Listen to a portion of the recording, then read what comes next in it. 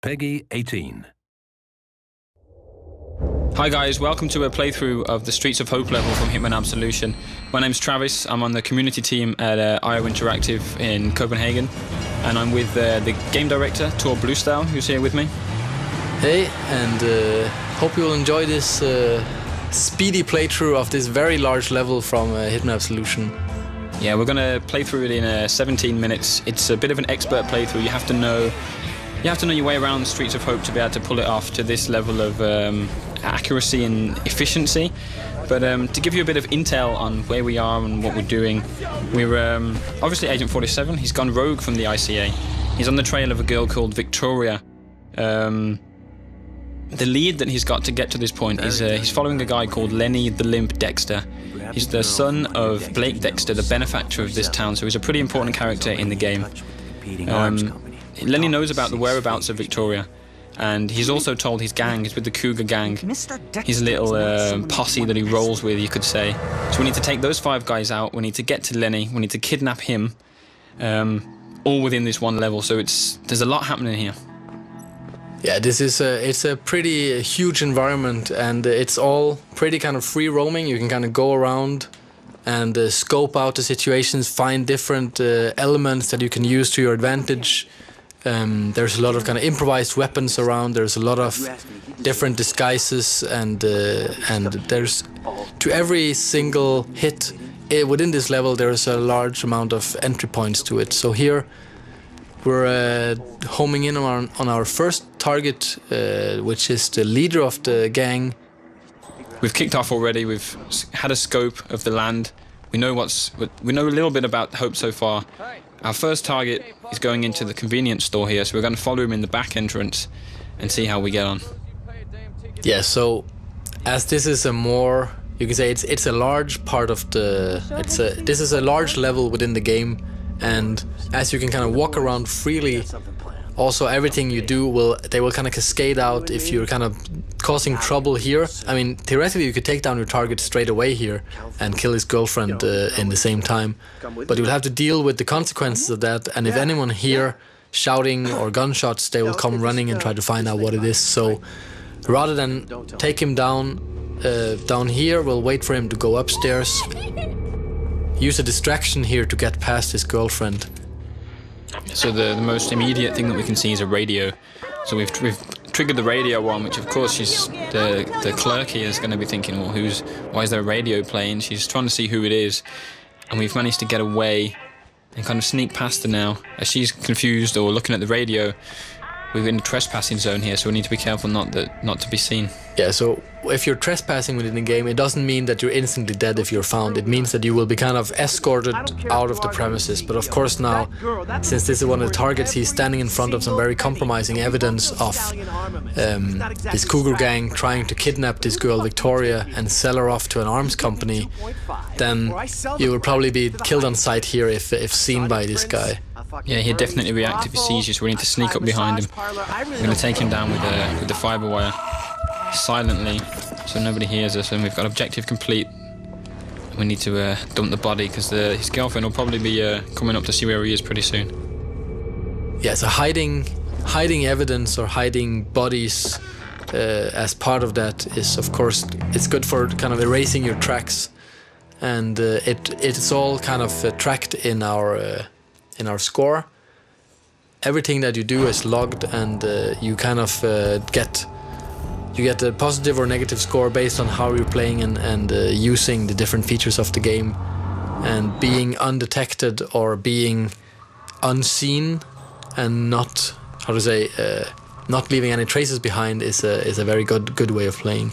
Yeah, and all of that information's stored in the notebook that we just saw on the screen. It also keeps the challenges, right, and it keeps targets, your objectives. It's pretty much as if 47 was keeping a physical notebook as he goes along of what he's seen, what he needs to do. Yeah, so for those that knows the old Hitman games, they know that there always was a mission briefing as the start of every level. That's slightly different in Absolution, as 47 is far more the driver of the story than any other Hitman game.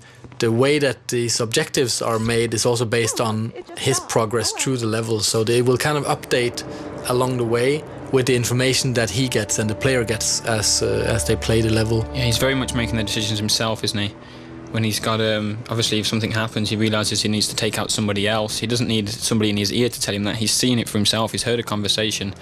So it's very dynamic in that sense. Yeah, so actually for this level, as you enter, you only know that Lenny the Limp has to be kidnapped. But as you enter the level, you find out, okay, there is these guys, this cougar gang, and they know way too much about Victoria, so they also have to be taken out. So this is an objective that you won't really know until you actually come to this place in the level. Or until you watch this video and we tell it to everyone. Yeah, of course. So here, as you can see, there is things lighting up an instinct that you can use as a player. Some of them are hiding places, other things are objects that can be used to cause an accident. And especially with the targets, of course, it's very useful if you make it look like an accident. Then they won't even be looking for a killer if they didn't even know it was a murder committed. And the instinct as well, you're about to trigger it here as well. You can see the targets, or the NPCs are lighting up as well. And we saw when we came past there was a little icon for a hint. It's for those of you, you can obviously see that we're not playing in purist mode, our difficulty where you get no help from the game at all.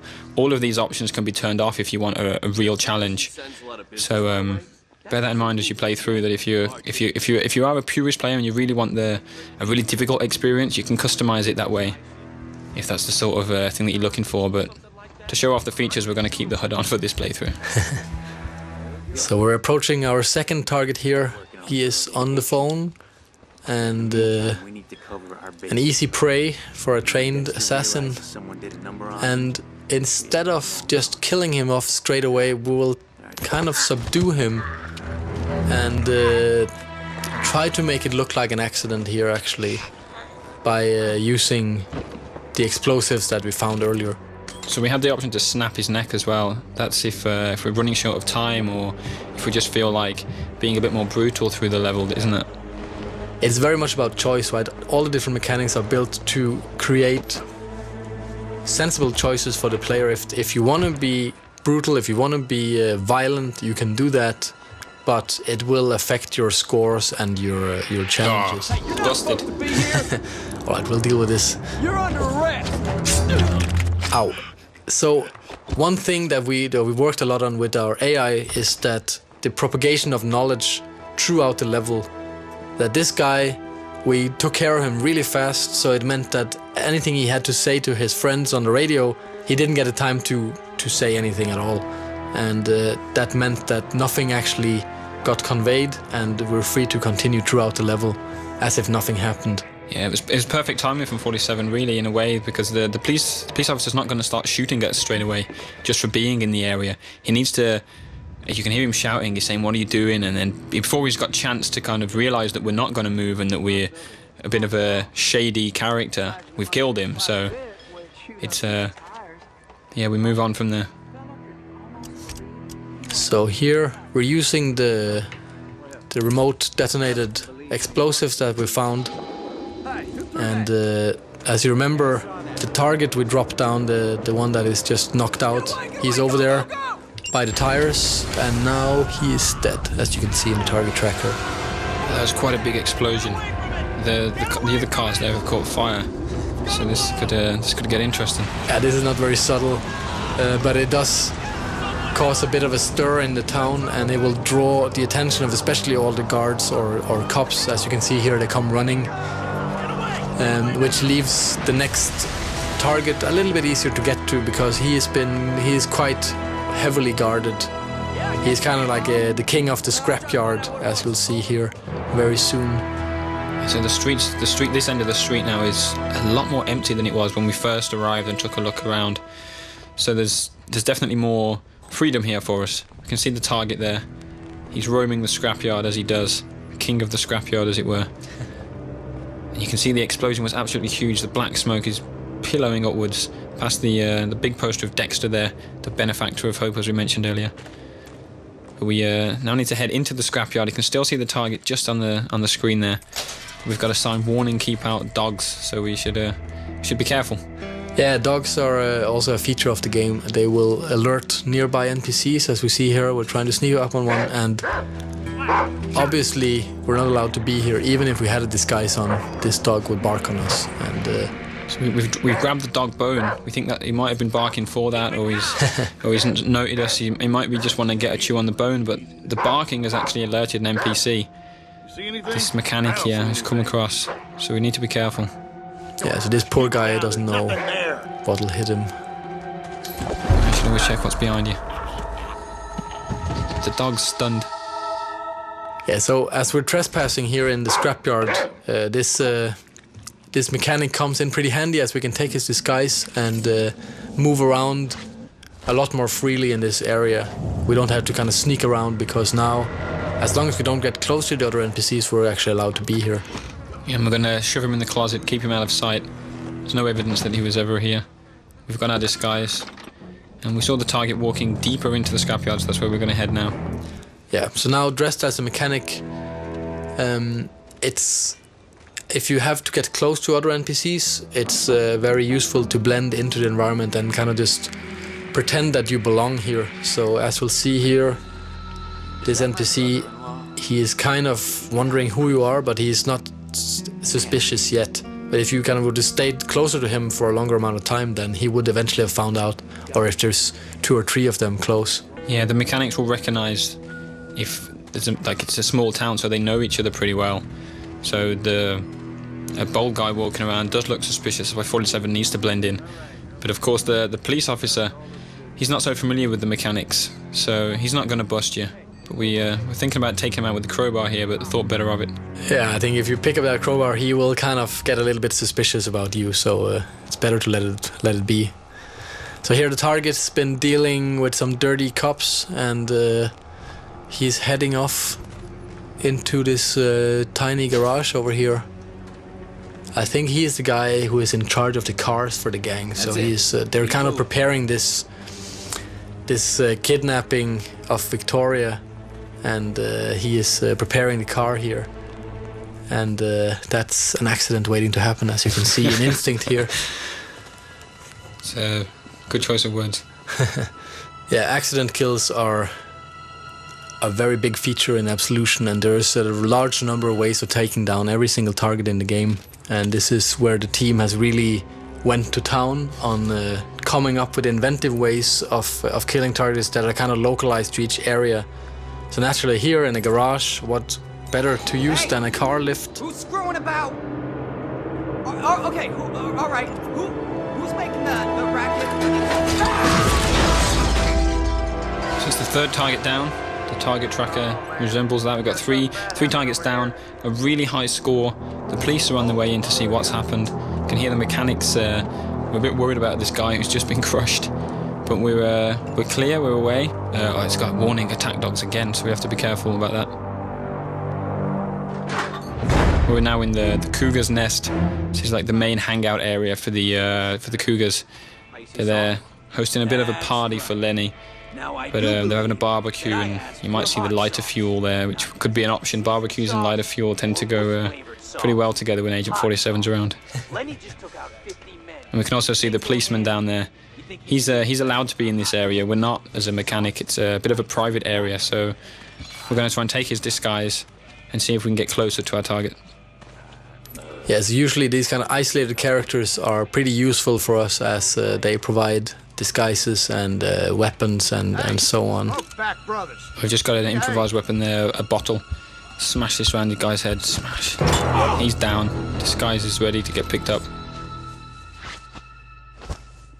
And 47 needs to choose a weapon here. Yeah, so what else to use than an axe rather than a tomahawk? And we can see why the police officer was so distracted there. That was a really perverted guy. And now we have his clothes on. Awesome. So dressed as a police officer, we're allowed to get closer to these guys up here. And basically we only have one of these as a target, the one in the middle. Yeah, Mason. And everyone else, unfortunately, will be collateral in this point shooting, which is one of our new features in the game, allows us to kind of slow down time to a minimum, and using our instinct powers, take them down instantly.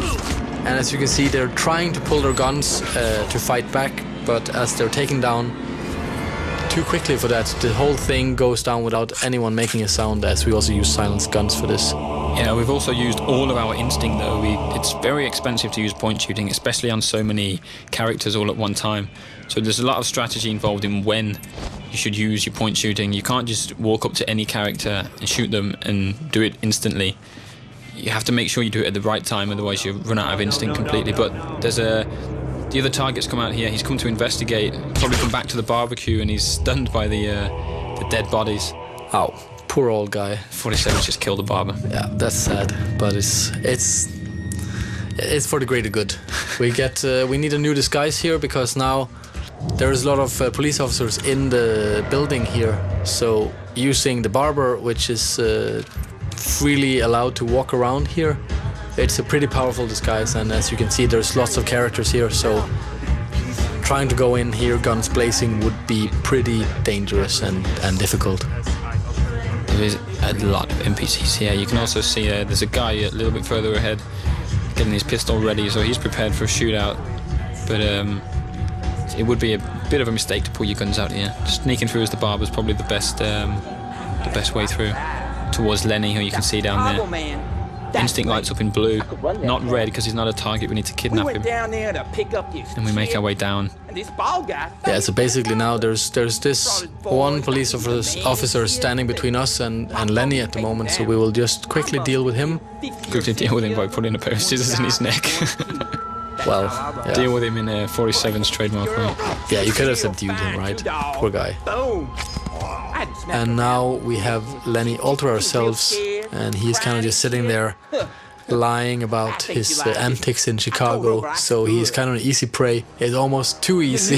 Yeah. You're not the talkative type, huh? You know your place. Well, I like that in the barber. That's it, and thanks for watching the playthrough of Streets of Hope from Hitman Absolution, which is out in November 20th this year. Thanks for taking the time to listen, and of course watch.